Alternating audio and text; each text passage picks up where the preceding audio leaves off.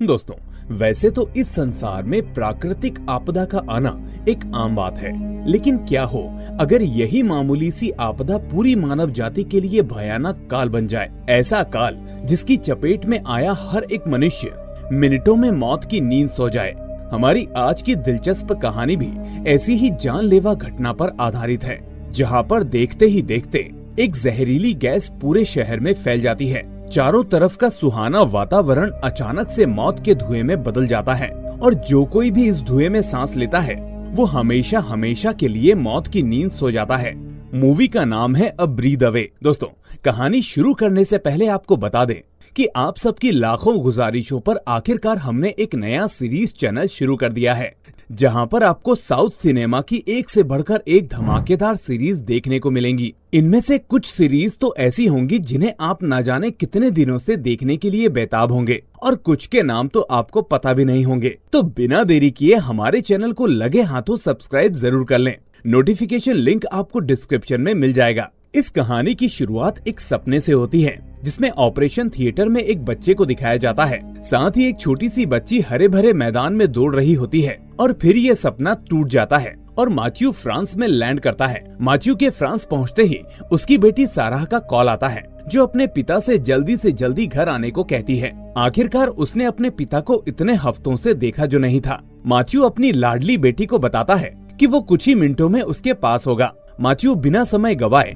अपनी बिल्डिंग में आ जाता है और फटाक से बैग से एक डिब्बा निकालता है और भागते हुए बगल वाली बिल्डिंग में जाता है, जहां पर उसके रास्ते में मिस्टर बेल्कासम मिलते हैं, जो कि फेफड़ों की बीमारी से ग्रस्त हैं और उन्हें सांस लेने में ऑक्सीजन की जरूरत पड़ती थी। मैथ्यू उनका ऑक्सीजन सिलेंडर उठाने में उनकी मदद करता है और फिर अपनी पत्नी एना के अपार्टमेंट में पहुँचता है।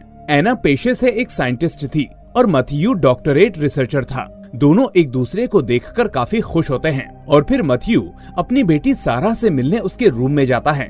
यहाँ हम सारा को एक कैप्सूल के अंदर बंद देखते हैं, क्योंकि उसे दुनिया की एक ऐसी गंभीर बीमारी थी जिससे खुले में सांस लेने से उसकी जान जा सकती थी। दरअसल दोस्तों, इस बीमारी का नाम ऑटो इम्यून सिंड्रोम होता है, जिस वजह से वो खुली हवा में नहीं निकल सकती और उसे एक कैप्सूल के अंदर ही रहना पड़ता है। अपने पिता को देखकर सारा काफी खुश होती है। मैथ्यू अपनी बेटी के लिए टॉपिक रूप में एक गिफ्ट बॉक्स लाया था, जिसके अंदर कनाडा की पॉपुलर परफ्यूम और एक चिप कार्ड था। सारा उस चिप कार्ड को अपने विजुअल रियलिटी में डालकर वहाँ के सुहाने दृश्यों को देखती है।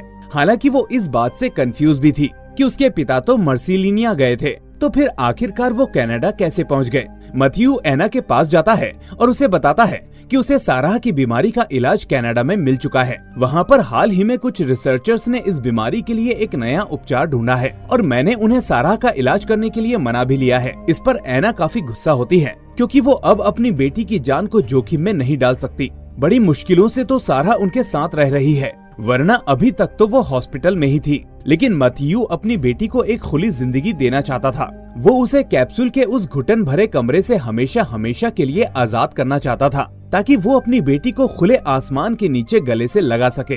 दोनों में काफी तीखी नोकझोंक होती है और सारा सोचने के लिए समय मांगती है, जिसके बाद मैथ्यू वहाँ से सामने वाले अपार्टमेंट में चला जाता है, जहाँ वो रहा करता था। असल में मैथ्यू ने अपने रहने के लिए सामने वाला अपार्टमेंट लिया हुआ था और ये अपार्टमेंट खास तौर पर सारा के लिए ही तैयार किया गया था। इसके बाद हम सारा को अपने दोस्तों से वीडियो कॉल करते हुए देखते हैं और यहाँ हमें ये मालूम पड़ता है कि उसके दोस्तों को भी यही बीमारी है। इसमें उसकी सहेली शॉर्लोट और उसका क्रश नोई होते हैं। तभी टीवी पर एक ब्रेकिंग न्यूज दिखाई जाती है, जिसमें बताया जाता है कि अभी थोड़ी देर पहले शहर में एक बहुत बड़ा भूकंप आया है, जिसकी वजह से स्वीडन और डेनमार्क की सीमाएं एक दूसरे से अलग हो गई हैं। पर तभी पेरिस में एक जोरदार भूकंप आता है, जिसके कारण अचानक बिजली चली जाती है और साराह का कैप्सूल बैटरी पर चलना शुरू हो जाता है। साराह को अंधेरे से काफी डर लगता था। वो फौरन अपने पिता को फोन करती है, जिसके बाद मैथ्यू अपने अपार्टमेंट से निकलकर साराह के पास पहुंचने के लिए निकलता है। लेकिन रास्ते में वो लोगों की भगदड़ देखता है। सब लोग अपना घर छोड़कर भाग रहे थे और तभी वो देखता है कि जमीन से अजीब सा धुआं बाहर निकल रहा है, जो लोगों को सेकंड्स में मौत की घाट उतार रहा है। ये धुआं धीरे धीरे पूरे शहर में फैल रहा था। जो कोई इसमें सांस ले रहा था, उसका राम नाम सत्य हो रहा था। मैथ्यू फौरन साराह के पास जाता है और उसे कहता है कि वो वहीं पर इस कैप्सूल के अंदर रहे, वो उसमें सेफ रहेगी और जल्दी ही वापस आने की बात कहकर वो एना के साथ बिल्डिंग के सबसे ऊपर वाले अपार्टमेंट में जाता है, जहाँ पर ल्यूसियन और कोलेट नाम का एक बुजुर्ग दंपत्ति रहा करते थे। वो दोनों उन्हें अंदर आने देते हैं। कमरे के अंदर आने पर जब मैथ्यू की नजर खिड़की पर जाती है तो उसे दिखाई देता है कि पूरा शहर सफेद चादर के धुएं में लथपथ है, लेकिन अभी भी वो धुआं उनकी बिल्डिंग की छत तक नहीं पहुंचा था। इसलिए सबसे पहले मैथ्यू कुछ पुराने कपड़ों की मदद से बिल्डिंग के छेदों को बंद कर देता है ताकि वो जहरीली गैस उसके कमरे तक ना पहुंचे। और फिर वॉकी टॉकी की मदद से सारा अपनी माँ एना को बताती है कि कमरे में चारों तरफ धुआं ही धुआं है, लेकिन कैप्सूल में वो पूरी तरीके से सुरक्षित है, इसलिए उन्हें घबराने की कोई जरूरत नहीं है।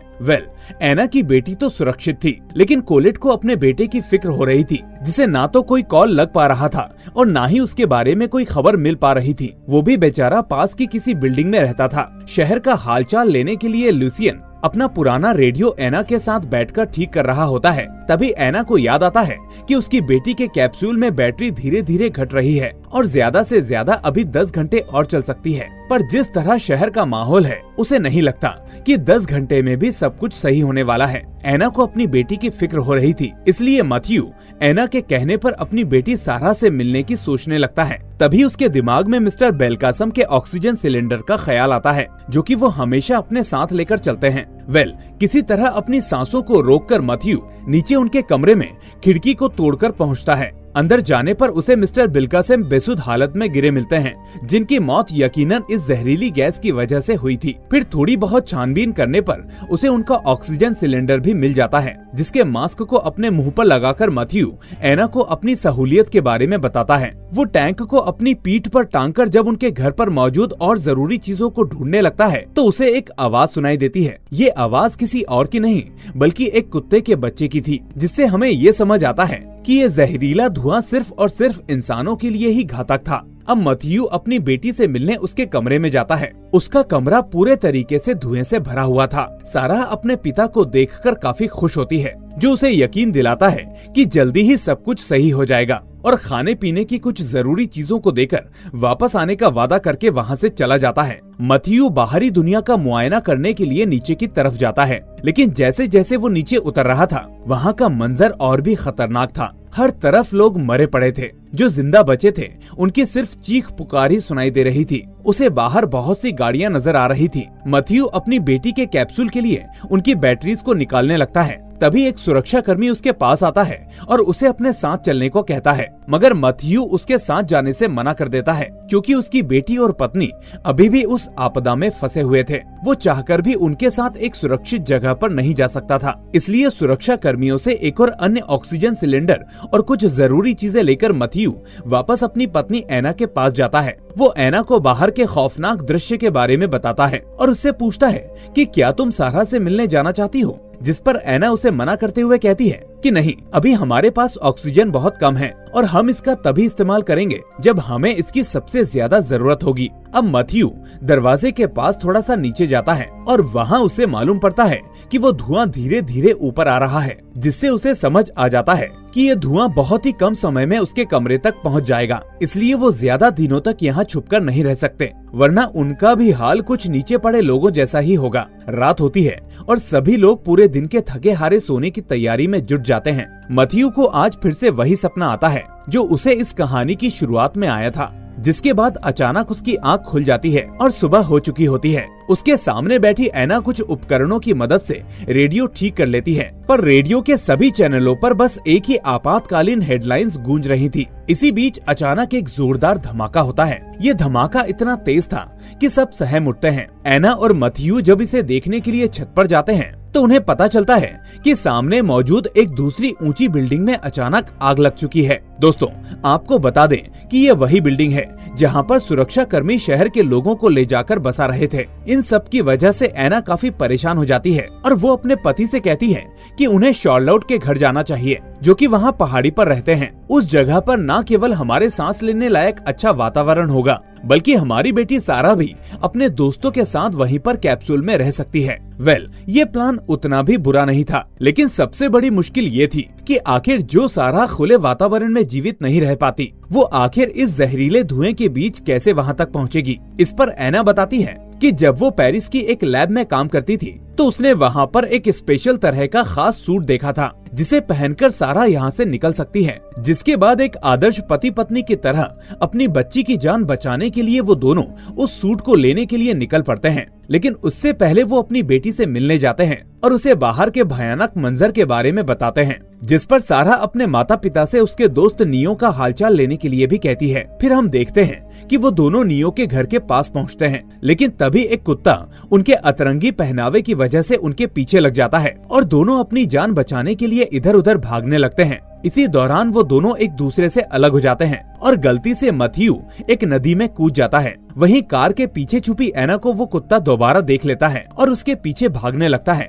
एना भागते भागते बस में जाती है और वो कुत्ता भी उसके पीछे उसी बस में आ जाता है, लेकिन एक लगेज में उसकी रस्सी फंस जाती है, जिस पर एना मौका पाते ही वहाँ से 9-11 हो जाती है और वो सीधे उसी नदी के पास जाती है जहाँ पर मैथ्यू गिरा हुआ था। काफी आवाज लगाने के बावजूद उसे मैथ्यू नहीं मिलता, इसलिए थक हार कर वो अकेले ही लैब में जाने का फैसला करती है, क्योंकि अभी उसके लिए सबसे ज्यादा जरूरी थी उसकी बेटी सारा की जिंदगी। वहीं हम ऐसा भी कह सकते हैं कि कहीं न कहीं एना को अच्छे से पता था कि उसका पति कितना हिम्मती है। वो इतनी जल्दी जिंदगी से हार मानने वालों में से नहीं है, जल्दी ही वो उसे मिल ही जाएगा। इधर हमें मैथ्यू को दिखाया जाता है जो अपनी जान बचाकर किसी तरीके से नदी से बाहर आ गया था और अपने गीले कपड़ों को बदलने के लिए एक लाश की सूखी जैकेट पहन लेता है। उसे वहीं पर एक वैन में पड़ा हुआ सूट भी दिखाई देता है जो आगे उसके बहुत काम आ सकता है, पर वो पहले एना को ढूंढने का फैसला करता है। शहर का रास्ता भटक चुकी एना नक्शे के जरिए लैब तक पहुंच जाती है और जैसे ही वो उसके अंदर जाने लगती है तो उसे एक साया पीछे से नजर आता है। वो कोई और नहीं बल्कि उसका पति मैथ्यू था, जो कि आखिरकार उसे ढूंढ लेता है और दोनों एक दूसरे को देखकर काफी खुश होते हैं। वो दोनों लैब के अंदर जाते हैं और उन्हें कमरे के अंदर काफी सारी बॉडीज दिखाई देती हैं। साथ ही साथ एक कमरे में आग भी लगी रहती है, लेकिन वो इससे घबराते नहीं बल्कि तब तक चलने की कोशिश करते हैं जब तक उन्हें वो सूट नहीं मिल जाता। अंत में दोनों को वो स्पेशल सूट दिखाई देता है और वो उसे लेकर जैसे ही वहाँ से निकलने वाले होते हैं कि तभी एक कमरे में बहुत जोरदार ब्लास्ट होता है, जिसमें उन दोनों की जान तो बच जाती है, मगर मैथ्यू के पैरों में आग लग जाती है। एना किसी तरह उसके पैर में लगी वो आग बुझा देती है, लेकिन मैथ्यू काफी ज्यादा चोटिल हो चुका था, यहाँ तक कि वो ठीक से सांस भी नहीं ले पा रहा था। असल में दोस्तों, उसका ऑक्सीजन सिलेंडर डैमेज हो चुका था। एना अपने पति की जान बचाने के लिए तुरंत उसका ऑक्सीजन सिलेंडर निकालकर अपने ऑक्सीजन सिलेंडर से जोड़ देती है और फिर बिल्डिंग के सबसे ऊपर वाले कमरे की तरफ दोनों आगे बढ़ते हैं। ऊपर पहुंचने पर दोनों अपने मास्क उतारते हैं तो एना की नजर मैथ्यू पर जाती है, जो कि काफी बुरी तरह से जल चुका था, यहाँ तक कि उसके शरीर का कुछ हिस्सा पिघल रहा था।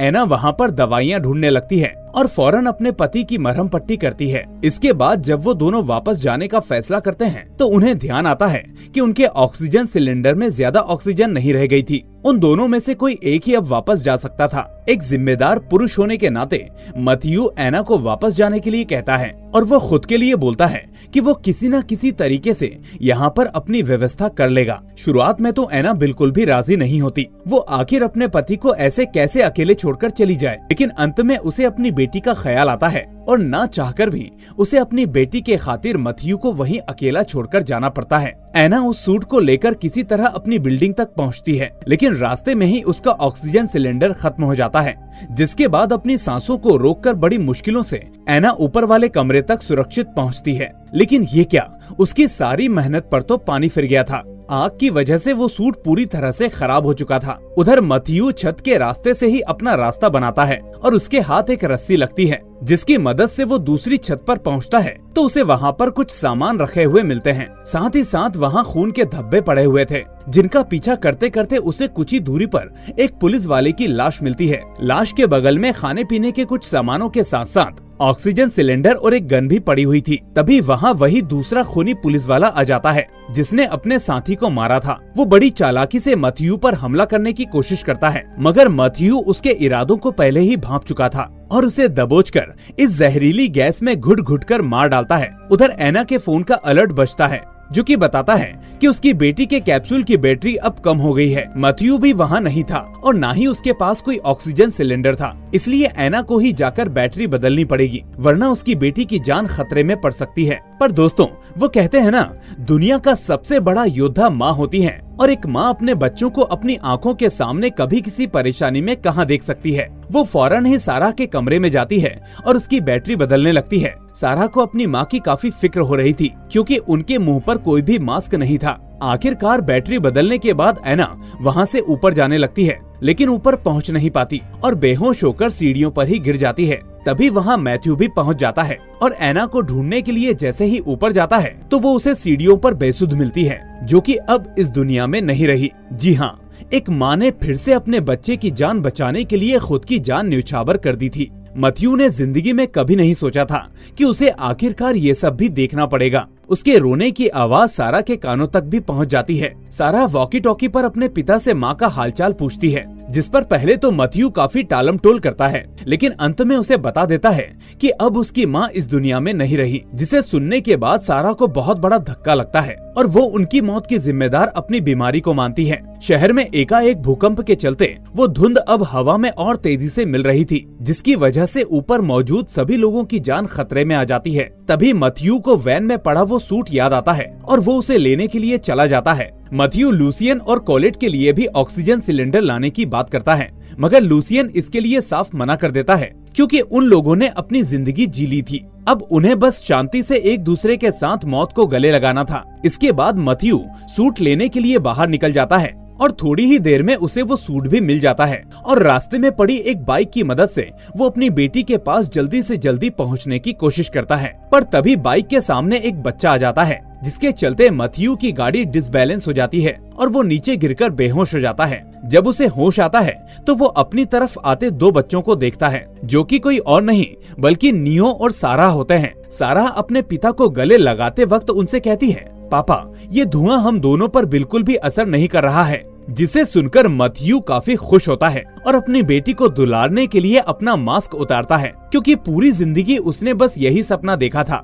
कि उसकी बेटी इसी तरह खुले आसमान के नीचे आम इंसानों की तरह घूम सके। आखिरकार इतनी भयानक प्रलय आने के बावजूद भी उसकी ये हिम्मत उसकी बेटी की वजह से ही तो थी। वो अपनी बेटी की खुशी को देखकर काफी गदगद हो रहा था। ऐसा लगता है कि उसने अपनी जिंदगी के सारे सपने पूरे कर लिए हों और इसी के साथ मैथ्यू जमीन पर गिर जाता है और नींद में वो वही सपना देखने लगता है जो उसे बीते कई दिनों से परेशान कर रहा था। दरअसल दोस्तों, हरे भरे खेतों में भाग रही ये लड़की सारा ही होती है, जो अपने उन्हीं बीमार दोस्तों के साथ एक आम बच्चों की तरह जिंदगी का आनंद ले रही थी। उधर जब मैथ्यू की आंख खुलती है तो हम उसे एक कैप्सूल में पाते हैं और उसकी बेटी को बाहर घूमते देखते हैं। यानी कि दोस्तों, सारा और उसके बीमार दोस्त जो इतने दिनों से कैप्सूल की एक दुनिया में बंद थे, उनको अब इस धुंध में कोई भी परेशानी नहीं थी और वो आराम से घूम फिर सकते थे। वहीं हमारे आप जैसे आम इंसानों को जीने के लिए अब कैप्सूल की जरूरत पड़ने लगी थी, क्योंकि बाहर अभी भी वो धुंध फैली हुई थी,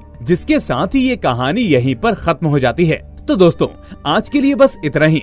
अगर आपको हमारी ये कहानी पसंद आई तो वीडियो को लाइक करके ज्यादा से ज्यादा शेयर करना ना भूलें। अगर चैनल पर नए हैं तो चैनल को सब्सक्राइब करके नोटिफिकेशन बेल को भी दबा दें, ताकि आपसे अगली ऐसी ही शानदार वीडियोस मिस ना हो। तो अब मैं मिलूंगा आपसे अगली ऐसी ही जबरदस्त वीडियो के साथ। Till then, take care and thanks for watching.